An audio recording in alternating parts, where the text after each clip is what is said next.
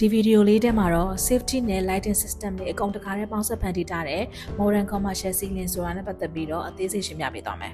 ။အခုဗီဒီယိုထဲမှာတွေ့မြင်နေရတဲ့ ceiling system လေးကတော့ modern building တစ်ခုရဲ့ safety နဲ့ security system တွေကိုတခါတည်းတစုတစည်းရဲ့ပေါင်းထားတာဖြစ်ပါတယ်။ပထမဆုံးအတွေ့အများတာတော့ CCTV ပေါ့နော်။သူ့ကိုကြတော့လူတွေရဲ့လှုပ်ရှားမှုကိုစောင့်ကြည့်ဖို့နဲ့အဓိက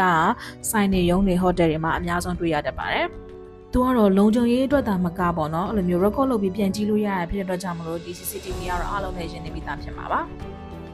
အခုတွေ့နေရတဲ့ fire alarm detector လေးကကြတော့သူကဒီ safety system တွေထဲကအရေးကြီးဆုံးတစ်ခုပေါ့နော်သူကမီးလောင်တဲ့အချိန်မှာ smoke ဒါမှမဟုတ် heat တွေကို detect လုပ်ပြီးတော့ alarm system ကို signal ပို့ပြီးတော့လူတွေကိုအကြောင်းကြားပေးတာဖြစ်ပါတယ်ဒါလေးကတော့ reset ceiling light လို့ခေါ်တယ်သူကတော့ ceiling ထဲမှာထည့်နေကြပေါ့နော်အလင်းပေးတဲ့ LED down light လေးတစ်ခုပါပဲအခုတွေ့နေရတဲ့ fire sprinkler လေးကကြတော့သူက heat အရင်မြင့်လာတဲ့အချိန်မှာသူ့ဘက်နဲ့သူ auto active ဖြစ်ပြီးတော့ပေါ့နော်အလိုလျောက်ရေပြန်းပေးတဲ့စနစ်ပေါ့နော်ဒီ building safety code အတွက်ဆိုလို့ရှိရင်တော့ဒီ fire sprinkler လေးကမရှိမဖြစ်ပါပဲနောက်ဆုံးထည့်ထားပေးတာကတော့မီးလောင်တဲ့ချိန်တွေအရေးပေါ်ချိန်တွေမှာပေါ့နော်ထွက်ပေါက်ကိုပြထားပေးတဲ့ emergency exit sign လေးပါပဲသူကအဓိကအားဖြင့်မီးပြက်လို့ရှိရင်လည်းမီးလေးလင်းနေတတ်ပါတယ်